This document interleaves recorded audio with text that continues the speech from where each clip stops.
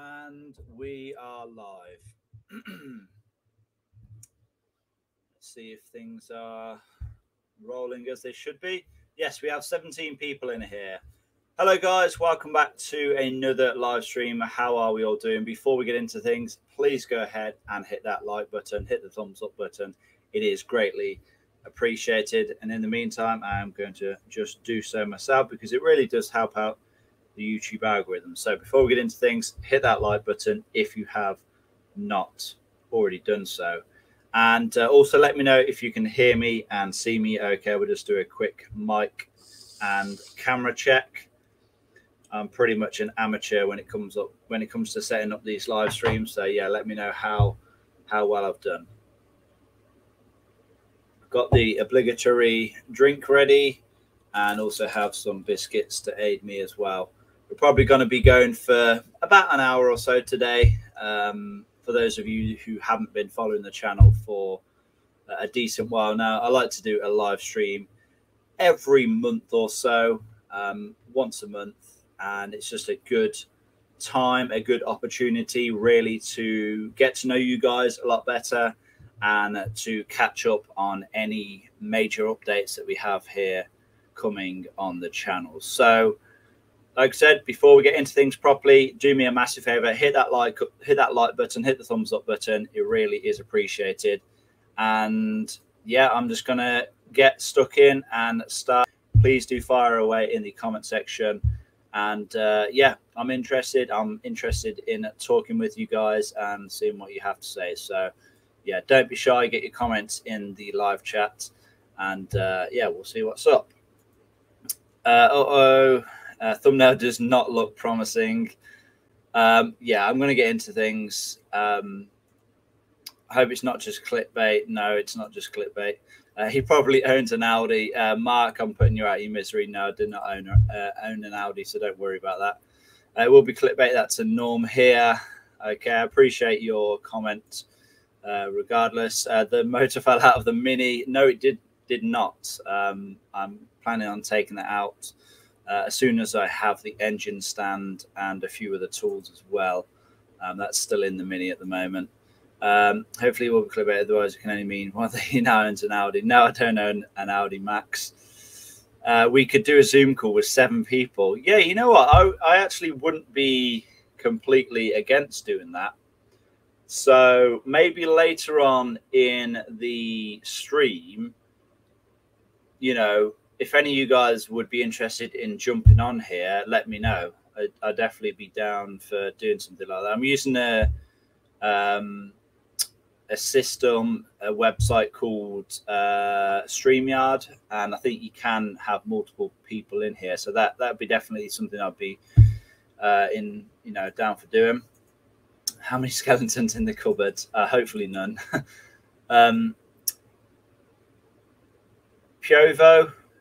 Piovo. Sorry, I completely just mispronounced your name there. Hi, dude. He says, how you doing, man? You okay? William, all good. That's good stuff. Asen says, all good here. Blue Terrier sends us a big old wave. Blue Terrier, how you doing, mate? Hope you're well. Don't tell us you had a part in 2020. Oh, no, it's not that deep. Failed an MOT with EGR removed. No, you know what? That's a fun fact. I've never actually failed an MOT, with a removed EGR. I've never even had an MOT inspector check before. So, yeah, fun little fact there for you. Reese says, hey, George, hope things are well. Yes, I'm pretty good. Reese, I am going to be getting into a few things, the main sort of point of this live stream in a little bit. But on the whole, I'm pretty good. Hope you're doing well, of course, yourself. Colin says, hello, mate. I've just bought a 2 Series active Tourer from Copart, and parts are so hard to get. They are like unicorns. Yeah, I mean, to be honest, the 2 Series, when did the 2 Series start? Was it like 2015, I want to say? So it's not that old of a car. So yeah, I mean, I think as time goes on, and they, you know, once they become an older car, I think parts will be easier to come by. We have our first super chat of the night, and it is from Simon Peters. Simon, you know what? You are a legend, massive supporter of the channel. Big thanks to you, mate. What can I say? A legend as always. And guys, if you do want to show any support on this live stream tonight, if you want to show any support to the channel in general, perfect opportunity. There should be a little $sign below the live chat. If you just click that, you can send, you know, £1, £2, 50p, whatever you want to send to support the channel. Obviously, everything that the channel receives just goes back into creating more content. So it's a way you can say thank you for the content, essentially. But, you know, you don't obviously have to send anything. I understand and realize everyone has different commitments. So, you know, only do it if you have the luxury of doing so. Did swivel flap delete in glow plug relay / plug? Thanks to your guides, George. Thanks a lot, Alex, on Patreon. Oh, Nimpo, yes. I appreciate you joining the Patreon. I did respond back to your message, by the way. I'm not too sure if you have received it yet, but good stuff. Glad to help as always. All good, thanks. How was the Borough game? Says Blue Terrier. Yeah, it wasn't too bad. It was a good game, to be fair. Obviously, a bit upset with the result, considering we was actually all over them, and I don't think any Borough fans could deny that fact. But we just can't score at the moment, so yeah, a bit annoying. Petrol or diesel Beamer, what's your choice, says William. It really does depend on your usage. If you do mega miles and MPG is a factor for you, then I'd probably go diesel. If you just do local driving, or you know, you don't really commute to work or whatever, maybe you work from home, then I'll definitely go petrol. But yeah, like I said, it all depends on the usage. Did it fail the MOT because the EGR? No, I've never failed an MOT because of the EGR. Guys, quickly, we have 58 of you in here right now. Do me a massive favor. Before we go any further, please hit that like button. It is greatly appreciated. Let's see how many likes we can get in here today. And if you're probably wondering, why do I keep, you know, banging on about hitting the like button? What it does, essentially, it recommends the video, recommends the live stream to more people. And in doing that, obviously more people can discover the channel can grow, the channel gets more views, and I can do bigger and better things here on the channel. So yeah, you know, if you see that like button and you haven't clicked it, do, you know, feel free to do so. Yeah, it's greatly appreciated. I'm just going to see how many we are on at the moment. I'm guessing all of you guys have hit that like button. We are on 34 likes and we have 51 of you in here. So that means a good few of you have not hit that like button yet. So what are you waiting for? Hit the like button. But yeah, I'm just going to try and fly through some of these comments, and then we will get to the main part of this live stream. Good, mine's removed and 5:30 is in for an MOT on Wednesday, says Mark. Yeah, Mark, you'll be fine. No problem whatsoever. George is going to confess he likes the Bmw XM design. Oh my God. I'm not going to confess that. I can't approve or deny the XM cars. Shocker, says Mark. Bought an electric car? No, Mark. If you know me, you'll know that I would never, ever buy an electric car. I don't plan on ever buying an electric cars. And if you want my opinion on electric cars, I don't think it's the future. I think we may see a big influx of EVs for the next 10, 15 years or so. But then after that, I think what is going to be the next thing is hydrogen power. I still think we're going to have petrol and diesel and regular ICE cars. But I think I think the next big thing is going to be hydrogen power. To what capacity, I don't know, but I really don't think EV cars are the future. Then it's not sustainable, you know, as an everyday thing, is it? Simon says, I'm part of the BMW crew again. Yes, you are, and glad to hear it. Hey George, just wondered if you worked as a mechanical self-taught. No, everything I know is pretty much self-taught. I've never, to be honest, I've never really aspired to work as a mechanic. I think growing up, I've always kind of knew that I was going to work for myself, always going to sort of be my own boss to some capacity. But yeah, I've never really, you know, fancied working in a garage, because chances are you're probably going to be you're probably going to be stuck doing the same nasty jobs day in, day out, and you're more than likely probably going to lose the love for it. Whereas obviously I have the luxury, I'm very, very lucky and blessed at the moment to be able to work on my own cars and obviously make YouTube videos for you guys. And obviously I can choose which jobs I do want to do and which jobs I don't want to do. So yeah, everything I do is self-taught, and yeah, really had no aspirations to work in a garage as such. Appreciate you reading comments, even when I was a bit snarky. Matt, nah, it's all good. No worries, man. I appreciate you commenting. Naz says, George, why is my E6520D N47 only getting 32 mpg in city? What was yours? Naz, very good question, actually. And yeah, my dad was kind of wondering why Mpg has dropped. And with, I guess, with all cars, but with diesels in particular, you know, come the winter time, you will notice a significant drop in Mpg. So there's two main factors for this, really. First one is the fact that, you know, the air is colder. Well, I guess three reasons actually. So the air is colder. Your engine will take longer to get up to operating temperature. So the coolant will take longer to get up to operating temperature, take longer for the thermostat to open. So it's going to be running less efficient for longer. So whereas in the summer, it might only take 5 minutes to get up to operating temperature, in the winter, it might take 15 to 20 minutes to get up to operating temperature, especially if you're having the heating on and things like that. The next reason that you're going to be noticing lower Mpg in the winter is because they change the fuel. So in the winter, they'll change the diesel, or they'll add something to the diesel to essentially stop it from gelling. So I believe diesel starts to turn into a solid, like basically a gel, at, you know, a relatively high temperatures, like -10 or something like that.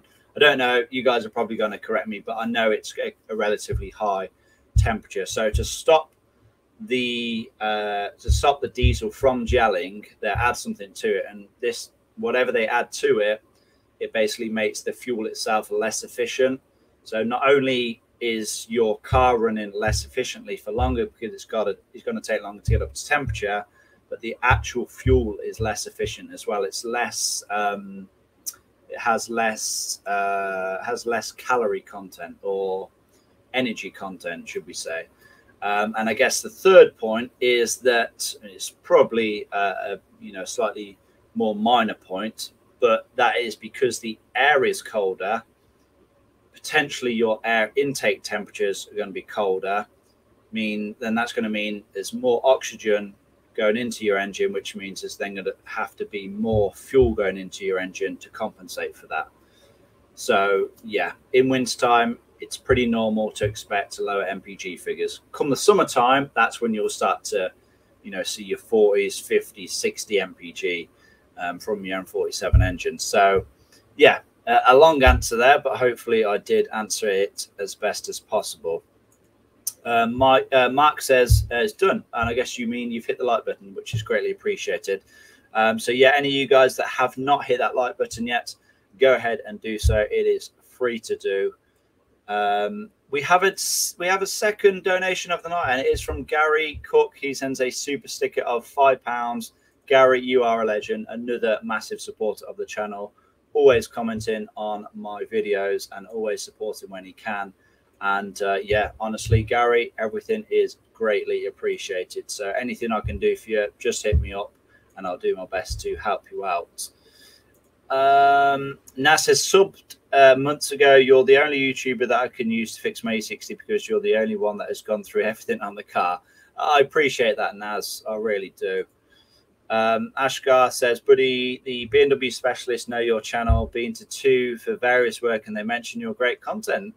That is, that's very humbling to hear. I'd be interested to hear. I'd be interested to know which BMW specialists you have been to in particular.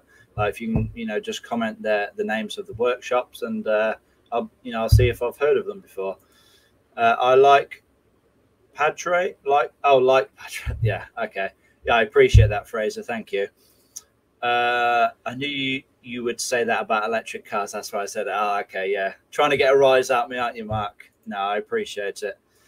BMW are working with hydrogen in development. Yeah, exactly that. BMW forever. BMW, haha. Yeah, BMW made a Hydrogen E38 back in the days. Yes, they did. And they also made a Hydrogen 7, well, E38 obviously is a 7 Series, but they made a 760 Ally as well. And it was the E68, I believe. I think they only made like 100 of them worldwide. And I think they're mostly in Asia. But yeah, it didn't really go as they planned. It's with hydrogen, it's very you need a lot of hydrogen basically, and the hydrogen fuel tank has to be absolutely huge to get any kind of decent range out of a single tank. So it's definitely a work in progress, but I think that is the future, if I'm being honest. Thermostats, yeah, obviously, yeah. If your thermostat's not working, if your thermostat's not opening, you're not reaching operating temperature, then your Mpg is going to be down. But I figured that's a given, pretty much. What do you think of the Xdrive BMWs? To be honest, I can't really give a massive opinion. I don't think I think I've only driven like once, and I think that driven one once, and that was an F30. I believe that was an Xdrive. So yeah, I can't really say a whole lot. I mean, when it comes to the reputation, it's not really the greatest. I wouldn't expect an X3 or an X5 to be as good off-road as, say, a Land Rover Defender. But is it going to be better than rear wheel drive BMW in the snow? Of course it is. But me myself, I like BMWs for the way they drive, and part of the reasons why they drive is because they are rear wheel drive. So personally, I don't see the point in owning an Xdrive BMW unless it's, of course, an X3 or an X5, which they're going to be Xdrive anyway. Then yeah, they're not for me. Like, I wouldn't get an Xdrive 330i or something like that. I really don't see the point. Type R is going up for sale tonight. I will still miss that car. Incredible. Yeah, I'm sure I've said it plenty of times before. I did used to want an EP3, and I still need to try and get behind the wheel of one, because yeah, they sound very good for what they are. They're only a 4-pot petrol, but they are very, very decent for what they are. I'd love to make a BMW DIY hybrid or B58 engine in E9X hybrids, get a 330e transmission, and make my own controller or something, maybe 5 years later. Yeah, Thomas, good luck with that. NASA, thanks for the help. No worries, Naz. I'm trying to fly through these questions, but I just keep, it doesn't seem like I can get to the end of them. So yeah, we are going to try and do it quick. If my engine warms up quicker in winter after changing to ready mix coolant instead of that you mix yourself. Yeah, so if you have, I guess, less coolant and more water, then it will get up to temp quicker because water has a lower boiling point, of course, than coolant. High praise indeed. I shall ask my BMW specialist when car goes in next week. Yeah, that would be. Honestly, I didn't know that. You know, sort of people outside of you know, YouTube viewers really sort of knew about my channel in general. So that's interesting to hear. Where was we? DM works in Stoke Mandeville. I don't even know where Stoke Mandeville is. Is that in London? And DSR BMW / Mini Specialist in Leighton Buzzard. Interesting. I can honestly say I haven't heard of them, but yeah, that's really quite cool to hear. And like I said, very humbling. F20 or E87? Glenn, are you asking me? I can't give a I have driven an F20 actually, but I believe it was like a 118D. I think I had it as a loan car back in the day. I mean, you know, I can't give a massive opinion on it. Obviously, I own an E87. I prefer naturally aspirated engines. You know, whether you want to say I'm biased or what, but I love my 130i, and I think that I don't think you can beat a naturally aspirated engine. So, yeah, I don't know. You know, I suppose you would compare it to the newer sort of M140i's and things like that. They're obviously a lot quicker, but would I have one? I don't know. MGM Motors, Matt, how you doing? Hope you're well. The bigger issue is the cost of harvesting the hydrogen from the oxygen. The future will be electric for your city cars and hydrogen for the lorries and long range cars, in my opinion. Yeah. Yeah, I don't think electric cars will go away. I mean, they have been around for what? They've been around for a very long time now, but they just haven't really been a viable option for most people, unless you have, you know, a driveway that you can, you know, charge them overnight. Then it's just not viable for the average person. But yeah, I don't think they're going away, but I just don't think for the masses electric cars are the way forward. E87 is more direct, but the F20 is much better in my opinion. Yeah, valid point, valid opinion. At the weekend, Mrs. and I both went to BMW. 118D for me, i3 Rex for her. To be honest, the i3 surprisingly quick 0 to 40. It surprises a lot of road users. Yeah, of course, the i3 is going to be quick. It's an electric car. The guy who actually lives at the top of my road, he owns a. He might even be in here actually, John. He owns an i3, and yeah, he says it's very quick off the mark. The Xdrive M3 is a better car, and the majority of the time is still rear-wheel drive. Mr. BMW Joe Achilles is swapping from a rear-wheel drive G80 to an Xdrive one. Yeah, I mean, obviously an Xdrive is going to handle better. It's going to perform better. It's, you know, better as an all-round package. But for me, it's not what I want from a car. You know, I think that's kind of the way that all modern cars are going. They're sort of, you know, becoming faultless and becoming too easy to drive, you know, too many driver aids and things like that. But yeah, Xdrive, you know, all-wheel drive cars are just not for me, unless it's an all out and out off-roader, like I said, like a Land Rover Defender or something like that. But of course, everyone is, you know, entitled to their opinion. Do you have any or plan on doing a video on M47/M57 valve cover gasket? If I had an M47 or N50, if I had an M47 or M57 with a leaking valve cover, then I would change the gasket on it. I don't have one at the moment. So yeah, no plans at the moment, but we shall see what the future holds. Stoke Mandeville near Aylesbury in Buckinghamshire.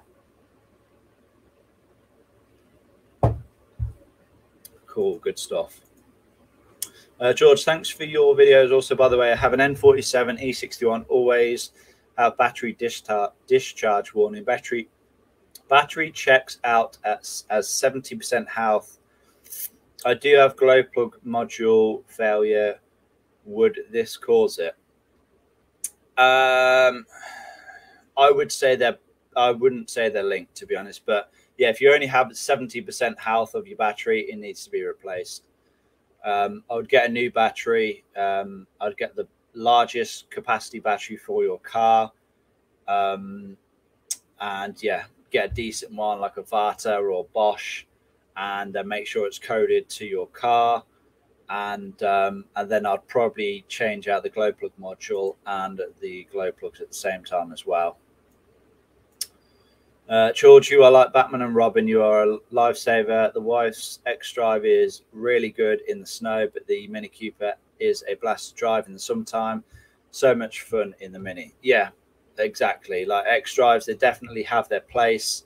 Like I said, I'm sure they are, you know, well capable in the snow, and I'd probably prefer to drive one of them compared to a regular rear-wheel drive BMW in the snow.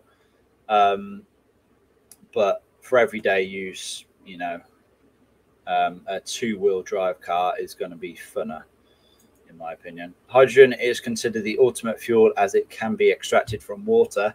Yes, of course, and we don't have a shortage of that, do we? Trouble is finding the energy to extract it, along with all of the logistics, handling, storage, etc. Hey, Chris, like, what do you mean the you know, finding the energy? Why don't we just like burn a load of coal, you know, like we do to produce the electricity? No, I'm just kidding. But yeah, I do think hydrogen is the way forward, because it is a renewable energy source as such. With over 500 horsepower, I guess I would rather Xdrive to save the day when I ran out of talent. Very different cars to the 200 to 300 in the 130i. Yeah, I guess so. Yeah, if you do want to go flat out all the time, then yeah, you probably do want four-wheel drive because they are going to save you. But you know, I look at something like the E60 M5. That's 500 horsepower. Would I want it to be Xdrive? I don't think I would. I think it would ruin it, and that really is a car that you're not going to be going flat out in all the time. It's, you know, it's for the odd straight line blip, and then you're already going at illegal speed. So yeah, it really depends what you want in the car. Fraser White says, thanks, you're welcome. Nuclear energy could do it. Yes. It's just about making it safe, I guess. Toning beats the back end, squirming around and acceleration, loads of fun. Yeah. Have you had any experience around E95s? A friend's 2005 N52 went up in flames while parked. I'm still intrigued as to why it already had its heater motor recall. Total mystery. I believe the E90 had a recall with the battery cable. That's pretty much the same as the E60. So it'd be interesting to hear, where did the fire originate from? Because the main positive cable that pretty much runs the length of the car, I believe that was a recall to be inspected and possibly re-greased. My E90 comes up with the battery symbol if I sit with the keys in and radio on for a couple of minutes. Yeah, that's because your key fob will just need charging up. You need to take it for a good long drive. That's a good point, actually. If you have a spare key for your BMW, and obviously it's one where you actually physically charge it in a slot, then do alternate between the keys, because if you find out you just have one sat there in the drawer, the battery will fully discharge in it. So do alternate from month to month with your keys, just so you can charge it in the key slot.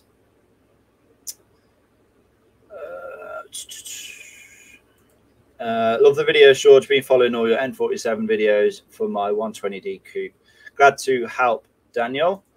Non-sheep says, yes, it did. Yes, it did what? Sorry. I'm not too sure if I follow what you're saying that to. Exactly that, George. Likely to have been the positive cable. Yeah, very common problem. Yes, the E90 did have a battery loom recall a few years back. Yeah, I thought it did.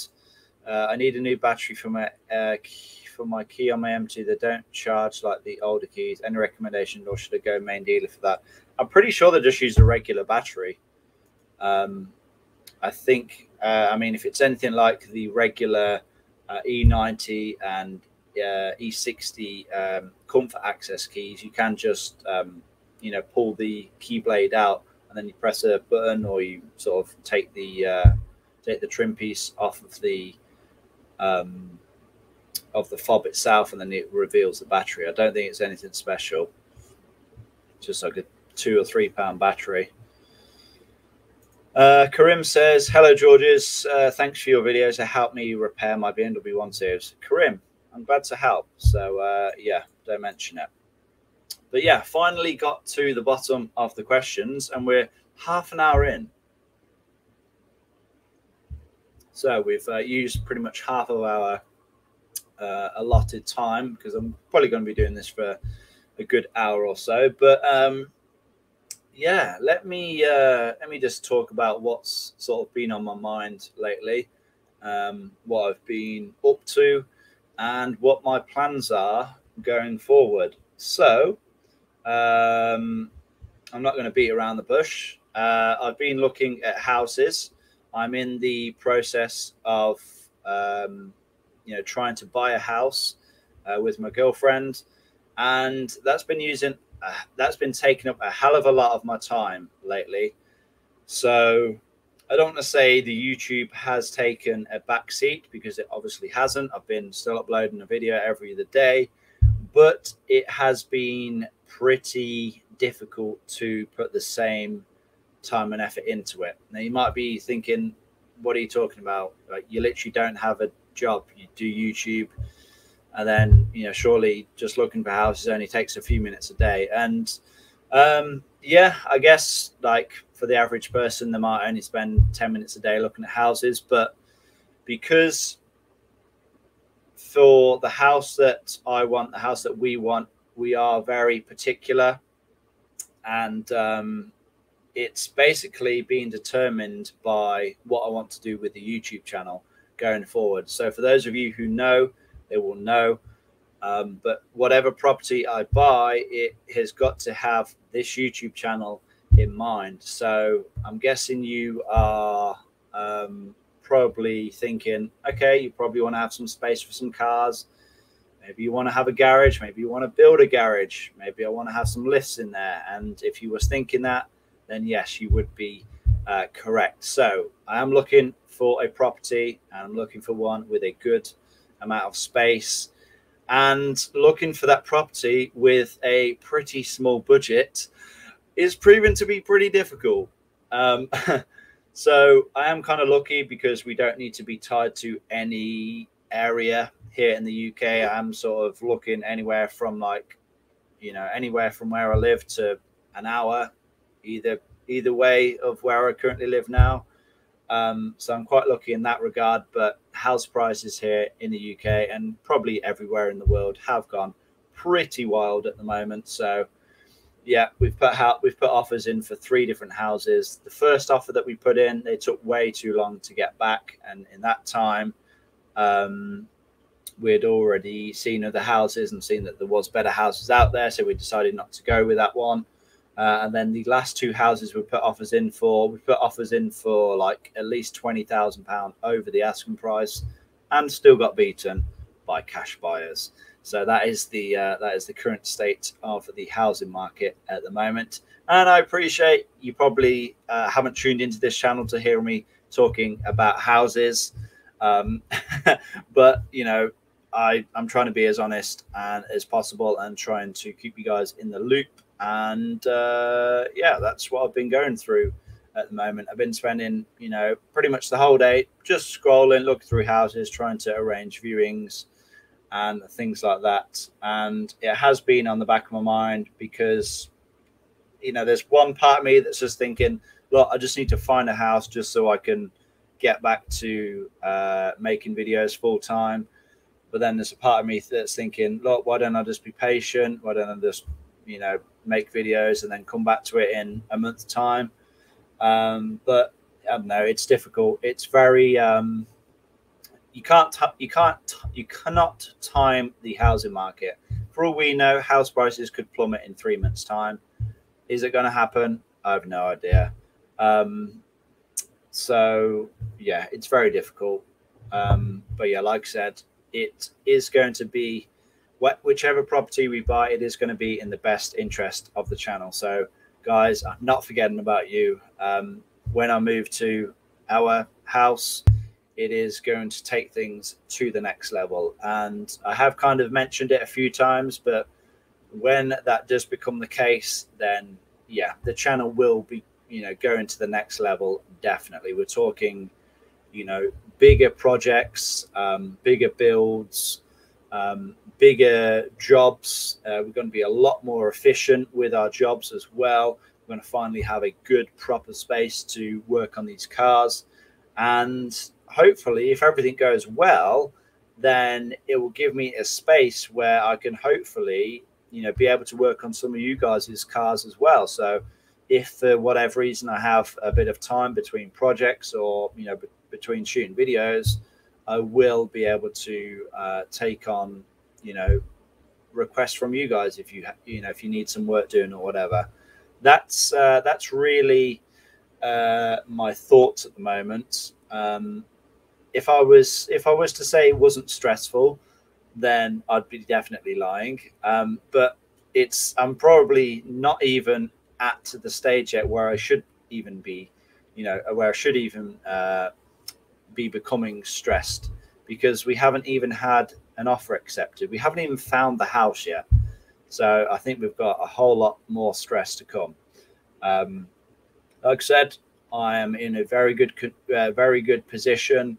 I am very, very lucky, especially, you know, to be doing what I do for a living. So I'm not complaining with regards to that, but I'm guessing a lot of people have, you know, kind of having to go through the same thing as me at the moment. But yeah, hopefully that has explained sort of where I'm at the moment, and hopefully it has given you a few teasers as to what you can expect on the channel. Hopefully this year, you know, sometime in the next few months.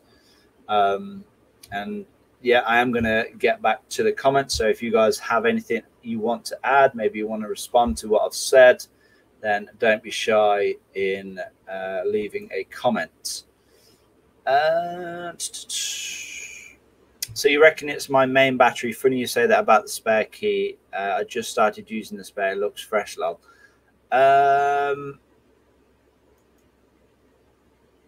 When it comes up on the dash with a key symbol. Oh no, sorry, you said it comes up with a battery symbol. Yes, I would say that's potentially your battery, but you could just need, you know, a good drive. It may charge up. I would check the voltage of your battery, you know, when your car isn't started. Make sure it's over 12 volts, or at least like 11.8, 11.9. I find that when it drops below 11.8, then you will struggle to start it. But then, yeah, take it for a good, long, decent drive, and then see what it is measuring when, you know, when the engine's running. Obviously, put your voltage meter on the terminals under the bonnet. But yeah, you could just need to take it for a long drive, because you have just bought the car, haven't you? So, I mean, if it's someone who's selling it, they may have just had it sitting around for a couple of weeks.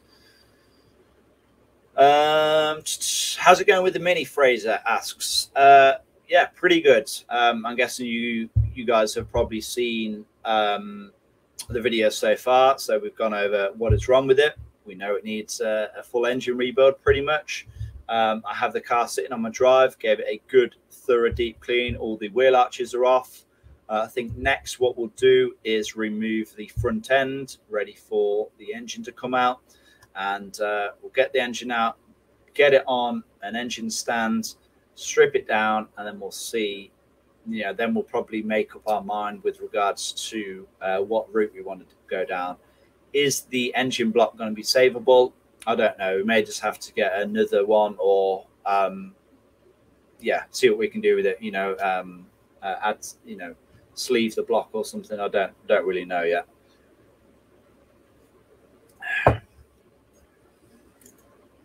Non-cheap. If you need a roof, hit me up, George. I appreciate that. Non-cheap. It's funny you say that, actually, because one of the houses that we did put an offer on did need a new roof. So yeah, I appreciate that. The E90 damage was limited to engine bay / dash area interior in terms of origin. Neighbours had claimed smoke first appeared and it started around scuttle area on near side rear of bonnet. That is interesting. It's near side, so that's the passenger side. That's like where the ECU box is then. Interesting. Yeah, interesting. I'm guessing it's got to be electrical related then, hasn't it?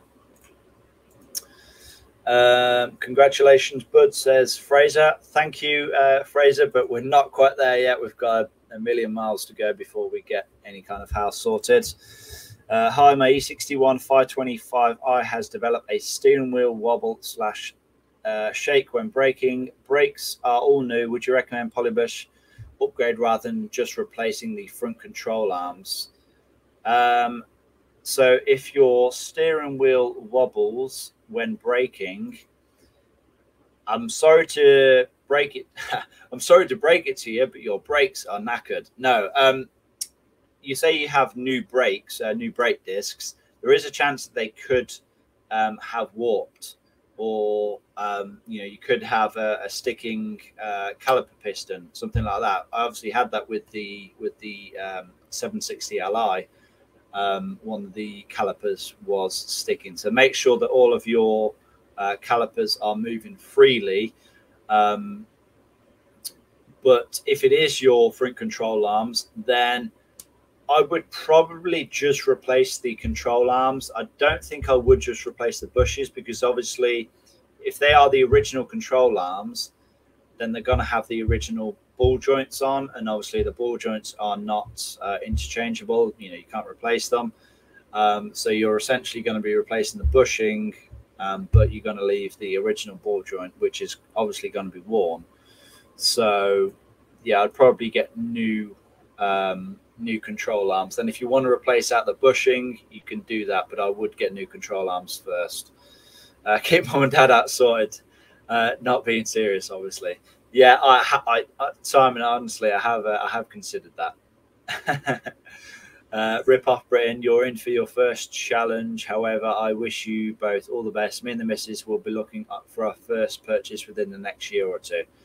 Yeah, good luck, Chris. You might have, you might have timed the market very, very well, because yeah, I do anticipate house prices will take a slight dip sometime in the future. So yeah, you may be in luck. Mark says, do a garage build series when you do move. Mark, spot on. That's exactly what I plan on doing. So yeah, don't you worry about that. Don't worry about us. We'll still be here when you get it sorted. Fraser, I appreciate that. Thank you. Simon says 4-post lift. Yes, I like the way you're thinking. I don't know if I'd have a 4-post lift or a 2-post lift. Obviously, we don't even have a house yet, so that's a bit in the future.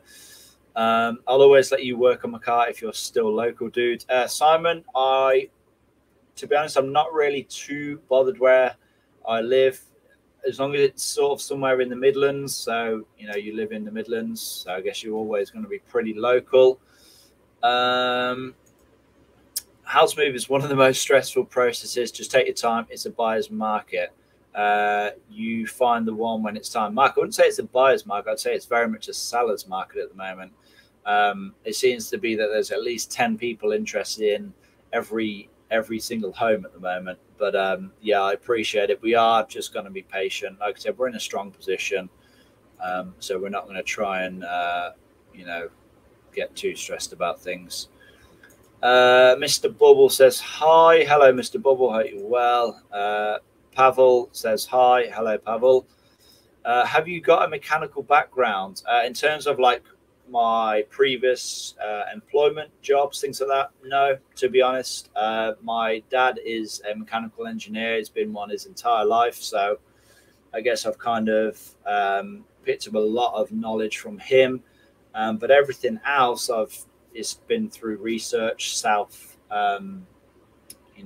learning from really just getting stuck in. And yeah, just going from there really. But yeah, in terms of past jobs, no, I've done mainly driving jobs, so nothing like nothing with with regards to like mechanics or working in a garage or anything like that. I've done about 200 miles a weekend. I ain't got a voltmeter. I'm only an amateur. Okay, yeah. If you still got the,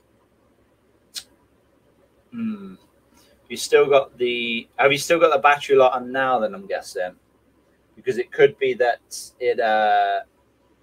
it's getting to like 12 volts.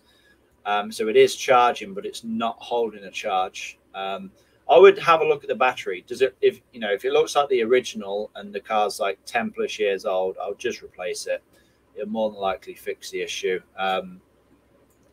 Obviously batteries, once they get old, they don't tend to hold a charge as good as they once did. Hey George, I'm just watching. I'm watching just 5 minutes behind everyone else. No worries, mate. No worries. If you're leaving your car for even a few days, get a C-Tech battery conditioner, charge it up, then maintains the charge. Battery will last much longer. Yeah, it's a very good point. I need to get one of those, to be honest. I'm still using an ancient trickle charger, so I could do again something a bit more modern. Best of luck with finding a house. Hope it all works out. Sounds like you've got an amazing plan, mate. Yep, we have an amazing plan. Whether or not it'll go to plan, no idea. What engine might be best suitable for the E90 when it comes to reliability and power enough to drift? It really depends on what your needs are. I mean, is Mpg's fuel economy a big thing for you or not? Basically, my question is, would you want to go for a petrol or a diesel? John Jacobs said, self-taught. Either way, the work you do show a high degree of skill, expertise, and patience. John, I appreciate that. Very kind words. Cookie says, George Oster's Barmy Army. Cookie, what a legend. Joe Sweeney, hey there. Getting a warning on my E90 320D where the car is up on the lift in the color orange with a CCID code of 415. To be honest, I don't remember all codes off the top of my head, but usually when it has the car up in the lift, it's just overdue a service item. But yeah, let me just do a quick Google. Let's see what code 415 is.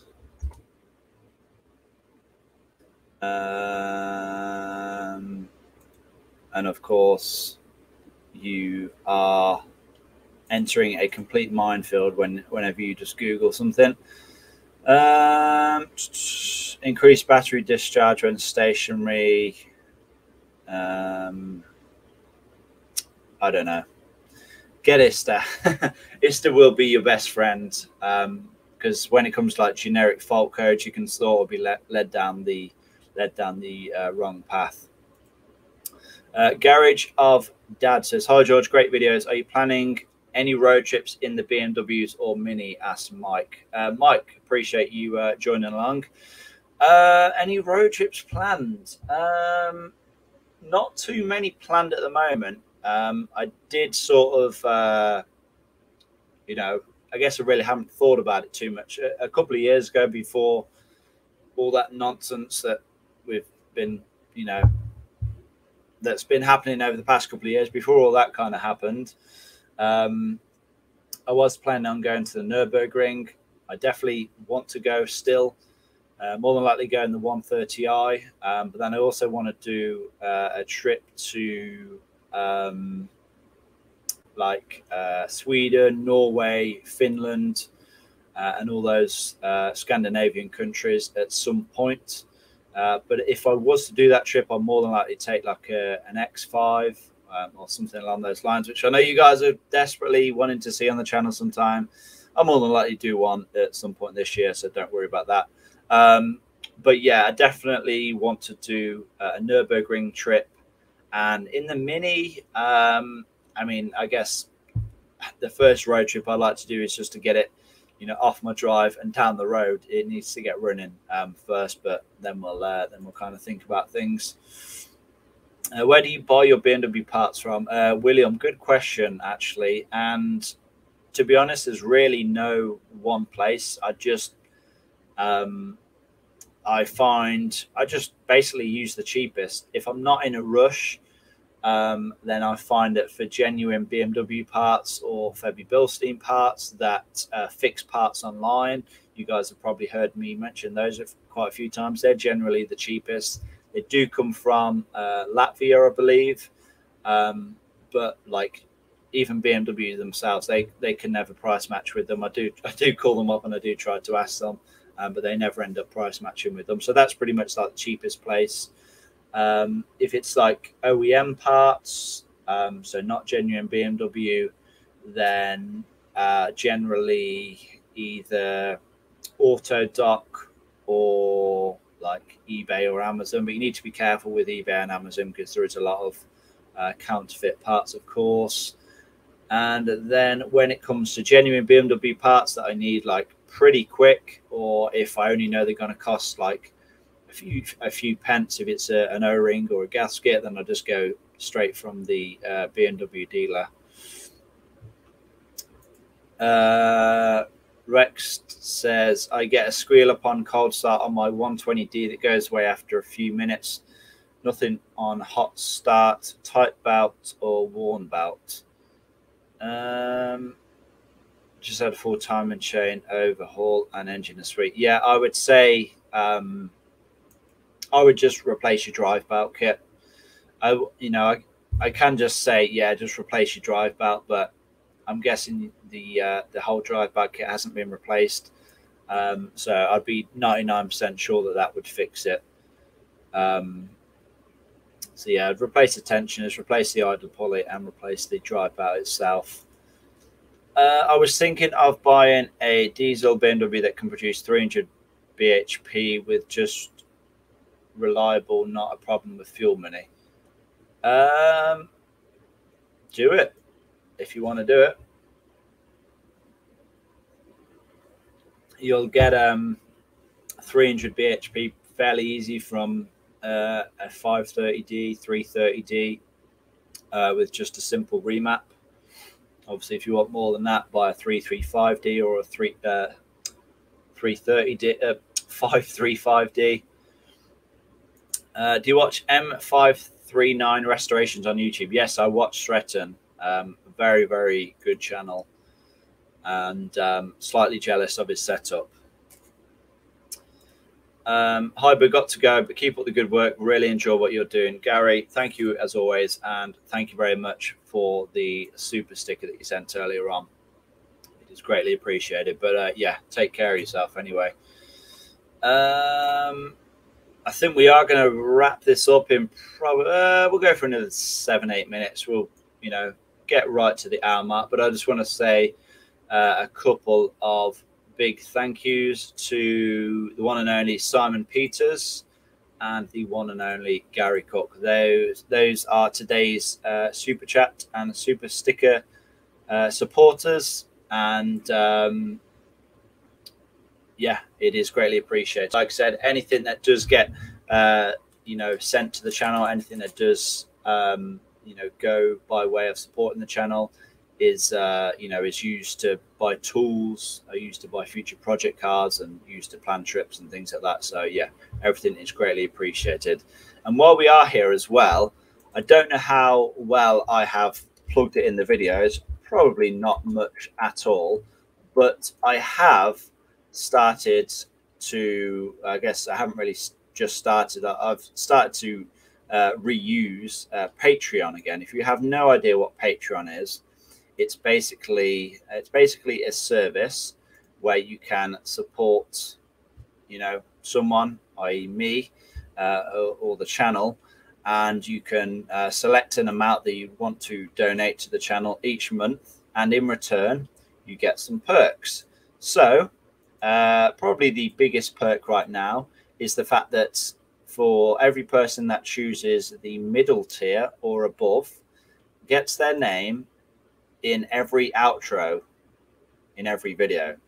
So yeah, if you choose the middle or upper tier on Patreon, then your name will appear in the outro of every video. So that's a pretty cool thing, right? Obviously, if you choose the upper tier, you will be able to contact me once a month with any questions, and I'll do my best to help you out.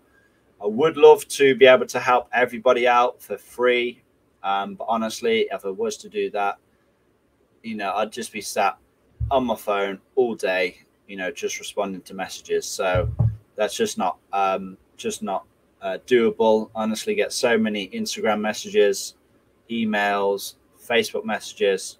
I just can't respond back to them all.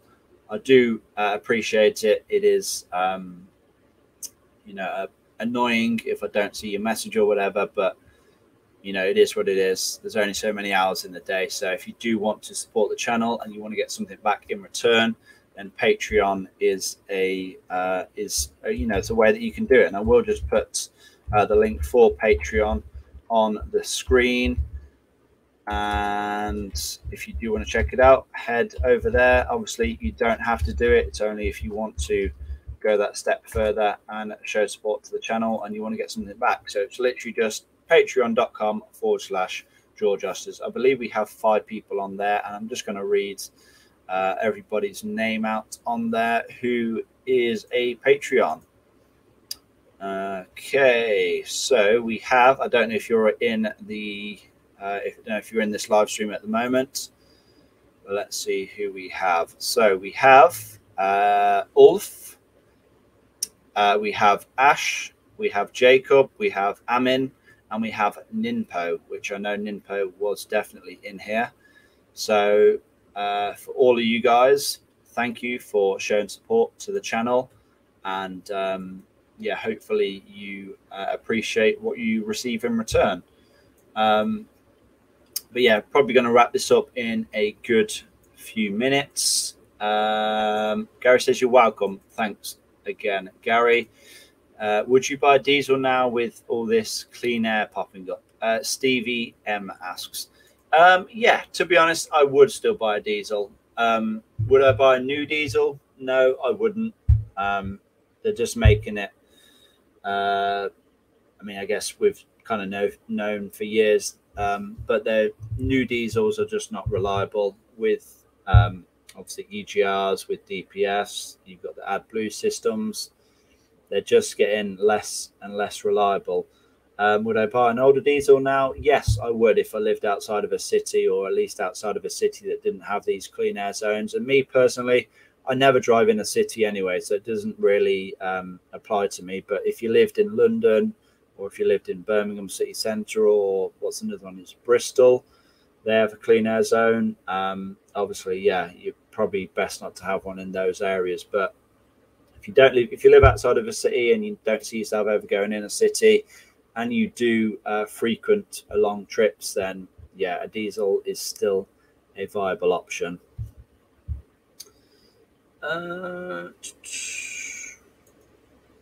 What age would you consider start self-serving a car? Just people like seeing a fully stamped service book when you sell a car.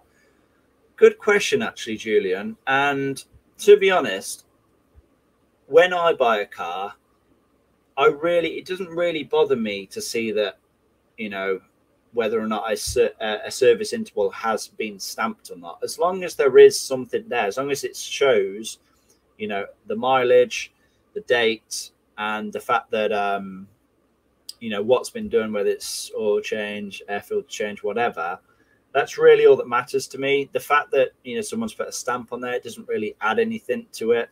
You know, to the same token, garages can lie about whether or not they've replaced the air filter or the cabin air filter.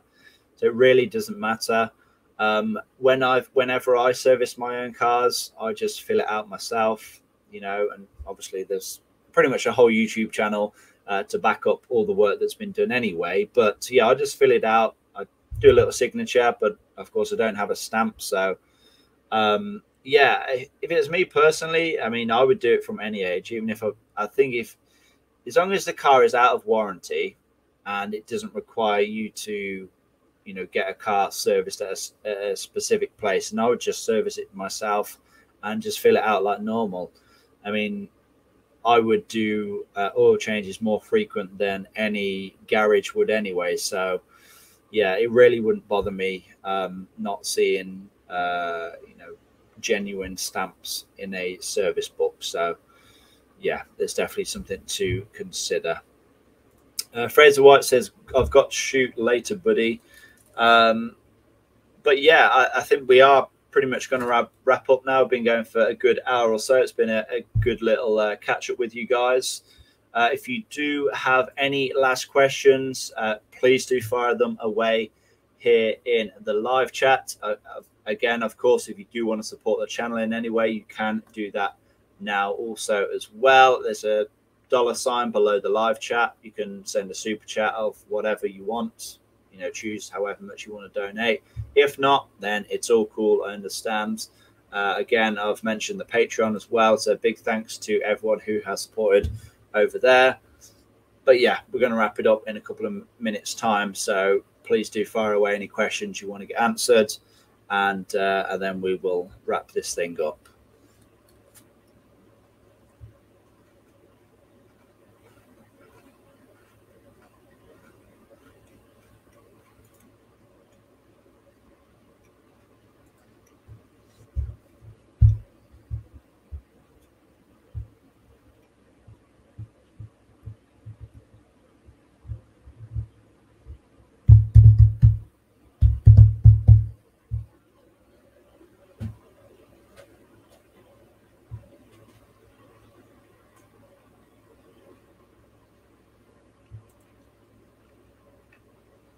Cheers, Mark. Appreciate it. No worries, Julian. Cheers, Simon. Legend as always.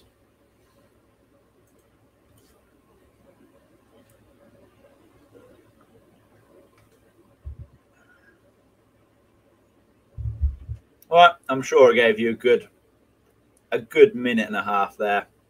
So we are going to wrap this thing up. So yeah, massive thanks to everyone who has joined in tonight. If you haven't already done so, please do hit that like button. It's the final time I'm going to say it tonight. Yeah, really does help me out, helps the channel grow, helps the YouTube algorithm, and it's greatly appreciated. So last time, if you haven't already done so, smash that like button. And yeah, I guess I'll see you guys pretty soon. There will be a new video in 2 days' time. There's always a new video every other day. So next video is going to be on Wednesday because today is Monday. So new video is going to be on Wednesday at 6 p.m. So do stay tuned for that. And we will end with reading out these last few comments. Good luck with the house hunting. You'll get there. Let's hope so. William, bye, bud. Bye to you, mate. Thank you for your time. You're welcome, Glenn. Sorry I'm late. Corsa Andy, you're very, very late because we are wrapping it up. But I'm sure you can watch it back when it has published. Good to chat. All the best, says Auto Knight, and to you too. Great chat tonight, George. Richard, appreciate that. Glad to have you along as always. But yeah, guys, I'm going to wrap this up. So hopefully you all have enjoyed tonight. So one last comment from SA. Hello, George. Greetings from Czech Republic. Nice work with the E46. That was very helpful for me. Glad you found it helpful. But yeah, I'm going to wrap this up now. Any more questions, do leave them down below. Like I said, if you haven't already done so, like button, hit that. Greatly appreciated. And I'll see you all in the next one. Peace.